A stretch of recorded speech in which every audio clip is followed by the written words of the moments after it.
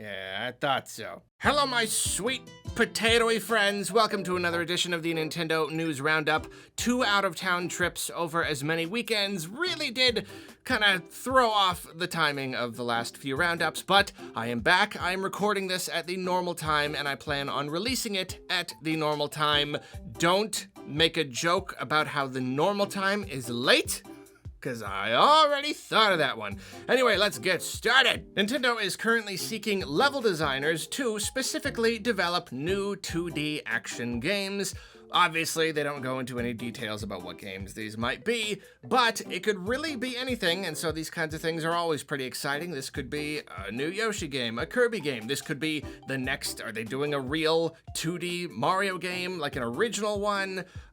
Or perhaps most excitingly, what if it's Metroid?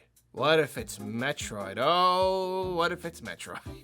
I will say the most exciting would be Metroid or like a brand new Mario game, and those are the two things that we have not gotten on the Switch yet. We've already gotten a Kirby, we've already gotten a Yoshi, but I mean, again, it could be anything. It could be something, it could be a brand new thing, it could be some other IP that I'm just not even thinking of that we could still get. It could be a Wario game. That'd be pretty cool. Another Wario Land. That'd be neat.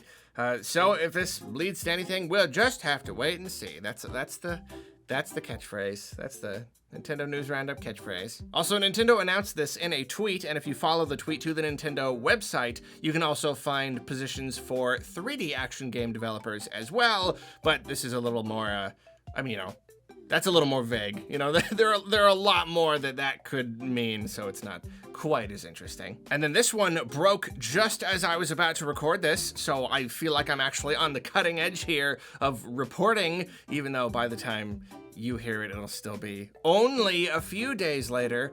Whatever. Retro Studios tweeted that they are looking for a lead producer to join them in their journey to develop Metroid Prime 4. Obviously, we've been getting a lot of Metroid Prime 4 hires over the last, year or something like that. And usually we all say like, okay, I would hope that they had their whole core team and, they were further along in development, but then other people come in and say, yeah, but hiring people throughout development is a totally normal thing. I will say that lead producer does kind of like set off a few more warning bells. It's probably still the same thing where it doesn't actually matter. They're still going along just fine. But lead producer, I'm pretty sure Tanabe was the lead producer. I would think that the main producer dudes would kind of just be in place already. I'm not really sure. Obviously, I can't really know for sure. But that one is a little bit weird. Probably fine, but it feels a little more weird. Especially because I would think that a lead producer is something that you don't hire out for. I would think that this is something you do internally. You find somebody already within the company or within Nintendo that you can trust to be a lead producer. You hire a art designer, you hire a coder or whatever, but hiring a lead producer, that is what I don't quite understand. That's like a big, like a lead producer, that's like one of the main dudes calling the shots. Anyway, though, I can't speak anymore because I have no idea. This is probably great. They're working on Metroid Prime 4. I want to play Metroid Prime 4, so that's good. Paper Mario Origami King has seen the best US launch for the series to date. It is obviously tracking ahead of the previous Paper Mario games. However, it's hard for me to actually dig into the numbers and really care hard about where it places. We've just seen historically that the bigger the install base is and the healthier the system is, then the more that the Paper Mario sells. The first two games struggled because they were on struggling platforms, although I will say Thousand Year Door still sold a couple million, which was pretty darn good on the GameCube, but then after that, Sticker Star did really great because it was on the 3DS, and Super Paper Mario did great because it was on the Wii. I could go into a whole entire discussion about this concept and analyzing the data and looking at Thousand Year Door and talking about install base and fan satisfaction and overall appeal and all that stuff, but I won't. That's all I'm trying to say is it's to be expected. It's on the Switch. The Switch is doing great. There's not really a lot else to buy right now. There's been some pretty darn positive reviews. There's a lot to like about Origami King. So, I mean, I fully expected it. Like, Color Splash was a big disaster. The Wii U was not doing very well. It was at the end of its life. And also, there was a big, giant controversy. The controversy hasn't been nearly as bad this time. Way more people are into this game. So, yeah, I always anticipated that. I mean, I'm basically certain it is going to go on to become the #1 highest selling Paper Mario game. I have no doubt at all. And speaking of Paper Mario, the Origami King, I will always use my platform to pettily highlight the various things that Kensuke Tanabe says about the series that I don't agree with, because it's my show and I can do whatever I want with it. This time in an interview with the German website PC Games, Tanabe talked a little bit about Origami King's battle system, and he said the following: "Striving to find new and innovative systems is the foundation of the philosophy my team and I are following when developing games. As such, I think it's a necessity that the combat system changes in every game." To this, I say, no, it's not. It's not a necessity to change it in every game. Innovating, it's such a big thing. Why do I bring this up? Why do I do this to myself? Innovating is not good just for the sake of innovation. It is okay. You have to evolve a combat system. Look at every other game by every other company in the entire industry. They don't throw everything out and change it and bring in some wacky new thing every single time just for the sake of doing it. It's just not true. It's a necessity that the combat system changes. It's not. It's just not. That's a thing. That is a thing that you are setting for yourself. But if you ask anybody else, it's not. You improve what you already have. You don't just change it completely every time. Whatever. Paper Mario. Paper Mario! Moving on, Xenoblade Chronicles Definitive Edition and Clubhouse games have both surpassed 1 million sales, which is pretty cool. Honestly, I did not have super high hopes for Clubhouse games. Personally, I didn't see the appeal. I feel like these are old games that we played before there was video games. And now that I got video games out, I don't gotta play Mahjong anymore. I'm half joking. Obviously, a lot of these games are still fun, but I just like a minigame collection of classic games. I didn't think it was gonna do that well, but everybody I know was playing it when it came out, and apparently it sold 1 million sales already. It will probably continue to have pretty good legs. And Xenoblade Chronicles, that is good. I feel like I'm supposed to be happy for 1 million, but I feel like that is a series that Nintendo puts so much work into. I mean, these are pretty big budget games and big epic RPGs, and they really don't sell that well. And it's really surprising to me. 1 million sales is really not that much. Nintendo has given up on a lot of series because they only sell 1 million or whatever. And obviously the budget for these games has got to be decently high. So to sell only like 1 or 2 million each, I don't know. Like, it's kind of a surprising thing. So I'm hoping that this game has pretty good legs too. I would love to see it go on to sell more, and then because people are playing that, more people then play Xenoblade 2, and that's how you grow a series. I'm actually very glad Nintendo put one on here because they had to, so now it makes sense. Now you got the whole entire family, and hopefully the series will continue to grow moving forward. Hopefully that 1 million turns into 2 or even 3, who knows. It is funny though, that it's just like, we're Monolith Soft, and we do amazing work, and we make these awesome epic RPGs, and we put our heart and soul in this big giant thing, and it's this masterwork, and it's great. 1 million sales, good job, guys. And then Nintendo's like, hey, look, you could play checkers. Also 1 million sales. They're like, come on! Netflix is preparing to launch a new documentary about the video game industry, specifically the early days, you know, the golden era of video games when things were really starting to get rolling. Most interestingly, though, well, not most interestingly, but interestingly enough and Nintendo related enough for me to include it in the Nintendo News Roundup, the documentary will be narrated by Charles Martinet. Is it Martinet or is it Martinet? The 1 T makes me think it's Martinet. I don't actually know. Whatever. Let's say Martinet. Charles Martinet. He's the voice of Mario, and he's going to be narrating it. I assume he won't be narrating it as Mario. I think that would be a little awkward for an hour and a half or something. But that's pretty cool. I'm actually I love video game related documentaries, and I feel like there are not nearly enough of them out there. On Netflix specifically, there's like Indie Game the movie, and then they had this like follow-up one, and then there was one about the guy looking for the ET in the desert in the dump, and like I eat those up like crazy. I love them just to pieces. I love I mean, you know, documentaries are cool, and I love the video game industry as a whole. This one right here does seem to be a little more like, I don't want to say generic, it's just kind of like general about the industry. I kind of like to dig into a little more specifics. That's why I love Indie Game the movie. It's about indie games, kind of the early days of that. Whatever though, basically, I'm actually really excited to see this, and if you like video game documentaries, keep an eye out for it. It is coming out August 19th.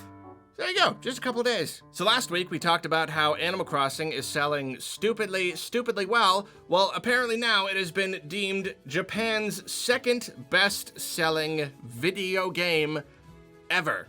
In the history of video games in Japan, Animal Crossing New Horizons, after only a few months, number 2. Right now, the original Pokemon Red, Blue, and Green are number 1 at about 10 million, and Animal Crossing is at 7.5 million. Again, it's gonna have legs, it's gonna keep selling. I would not be surprised if it went on to be number 1, which is a really big deal. I don't know how else to put it. That's just a really big thing.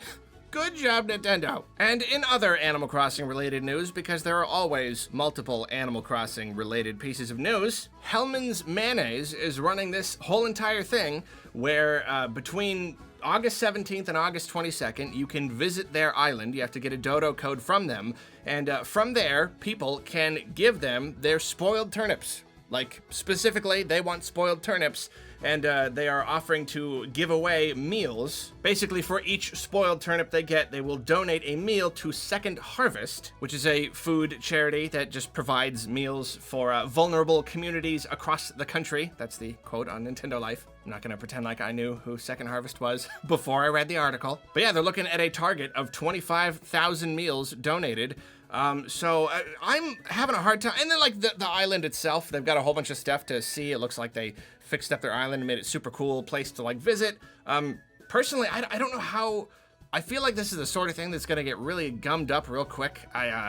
It's just hard to do the whole online thing. It's very sluggish. So I'm like, how many people can they actually expect to visit over a certain period of time? I mean, it is over the course of like 5 days, which is pretty good. Basically, I'm just saying, I hope it goes smoothly, and I hope they don't have people messing up the process, and you know what I mean? I hope people are able to get in, give the turnips, get out. I hope they are able to meet that goal. But it's just yet another really interesting, weird thing that a company is doing with Animal Crossing, using Animal Crossing to promote something, in this case, a charity event, which is very, very cool. So Xbox boss Phil Spencer, who is an overall pretty darn cool guy, he has saved the Xbox from self-destructing. He just seems like a neat guy. He's always got a lot of really nice stuff to say. He's very friendly. He's very open about his admiration for other companies within the industry. He recently went on Animal Talking, which is like a Animal Crossing kind of talk show, and he had a lot of really awesome stuff to say about Nintendo. Obviously, since he was on the show, he had a lot of amazing things to say about Animal Crossing, but then he went on to say, Nintendo is just masterful at what they do. And I've said it before, I think they have the strongest first-party pedigree out there and strength, and they're a jewel for us in the games industry and something we should protect. I mean, like, I've seen a lot of other, like, big executive guys, like, say nice stuff, you know, say very, I don't know, have, like, very polite things to say about other companies, but this guy always seems so genuine to me. And, like, the way that he said that, saying, like, they're a jewel for us in the industry and something we should protect. I think that's just a really interesting way to say it. Like, that to me shows that he's not just being polite here. He has a genuine admiration for Nintendo and what they do. And I think that's cool. I think the more we can foster that kind of thing, the better. There was once a time when the industry was very, very competitive, and that didn't really work that well for anybody. Even like the previous Xbox boss and the Sony guy. I've heard a lot of polite stuff, and I've also heard a lot of really nasty stuff about other companies. Obviously, Yamauchi, he said a lot of really nasty stuff too on Nintendo's end. But it's always just cool to see them all coming together and being like, yeah, no hard feelings. You guys are cool. Like, Awesome, man. So, in other news, Super Mario Sunshine 2 is 100% confirmed to be real by this image here. Okay, not quite, but if you remember last year, I did an entire video on this little summer just image that Nintendo posted, and we were all going crazy looking into the symbolism and the number of watermelon seeds on Mario's face and stuff. But now they've done it again. That ended up not being real, or it is real and it's just in development for a long time. Here we go. Okay, see this image right here? 2 boats, 2 chairs, 2 drinks, 2 coconuts. People said, no, it's 3 coconuts, but I think the 3rd coconut, it's, you know, like sometimes they're kind of like stuck together. It's probably the case. 2 of everything, Super Mario Sunshine 2. And then people are like, okay, well, there's 4 stars on the shorts. Remember, there were also 4 watermelon seeds in the watermelon, and then 2 on his face. And I got this. That's because if you add 4 and 2, you get 6, and that's the number of mainline 3D Mario games we've already gotten. That's what that stands for. You can kind of see like a little bit of a 5th star. I'm just gonna ignore it. It's too small. It doesn't count. All of this is very true. Obviously, Nintendo is trying to tell us something with this image, and it's not just a simple, fun, promotional image depicting Mario enjoying himself in the sun because it's summertime, and that's what they do in the summertime. 1 crab, because we only have 1 sunshine so far, but his claw has 2 points. There's 2. Look at that toad. Look at that toad out on the boat. He's huge. It's like they just dropped in the render. I feel like he should be like a tiny fraction of that size, and it's like either a giant toad or a weirdly small boat. Oh, and there's 2 drinks, and there's a red straw and a green straw, and so everyone's like, well, Luigi's holding the camera. I think that just means Luigi is confirmed to be playable in Super Mario Sunshine 2, obviously. Like, come on, 2 chairs, 2 visible table legs. It's obvious at this point. In other, less revelatory news, Pokemon Go players are pretty upset with Niantic. In the latest event dubbed Dragon Week, people have been trying to hatch a Dino, or a shiny Dino. Is it pronounced Dino? Dino? I don't know. Ha ha ha. Sorry, the point is though, people are having a very, very hard time, and it seems that the chances of hatching one are extremely, extremely slim. Possibly less than 1%, or somewhere between 1 and 3, or something like that. Pretty darn slim. It seems the hatch rate might have changed throughout the event, but in both cases, it's still very low. They are asking Niantic to display the odds in a percentage of getting what they want. Now, here's the funny thing. It's pretty much legally required at this point for companies to start disclosing the odds of their loot boxes, obviously in an attempt to hopefully potentially lessen the damaging effects that these kinds of microtransactions can have on people. Obviously, it just makes sense if you say, hey, give me money for a random thing, and I'm not even gonna say, it could be 0.001%, you'll never get it, but that doesn't matter. So people are supposed to be marking what their percentages are, but it seems that Pokemon Go kind of gets around this in a few ways, because you get the eggs for free, and you're not paying for the eggs, you're paying for the incubators to open the eggs, and an incubator doesn't have a percentage rate. And as I've said before, I actually don't play Pokemon Go. Apparently there are a lot of different random chance. You got eggs and incenses and all sorts of different. I didn't realize that there were this many gacha loot boxy style things within Pokemon Go. And so it is pretty shady of Niantic to not display these numbers, even if they are able to kind of get around this legally. Or it could be one of those things where they're in the legal wrong, but nobody has done anything about it yet. So that's what players are trying to do. They're saying that they are, 1, they are asking them to start doing it. 2, they are reporting them to Google Play and the App Store. Because, hey, who knows if enough people report them and say, hey, these guys are not doing what they're supposed to be doing, they're not observing the law, then maybe something will change. I don't know if anything will come of this, but obviously I certainly hope that they start to comply and display the rates, because they should. I got nothing else to say. Yeah, they should be doing that. Nobody can possibly argue that they shouldn't. Well, thank you so much for joining me for yet another edition of the Nintendo News Roundup. I hope that you have a wonderful week, and I will see you next week, and also probably before then in other videos that aren't the Nintendo News Roundup, because I still do other videos that aren't the Nintendo news. You might not know this. You probably found out about me just because of the news roundup. I know how popular it is, but I actually do other videos too. Little known fact. No one watches them though. They only watch the roundup. That's why this is just a roundup channel now. I'm taking this too far. See you later.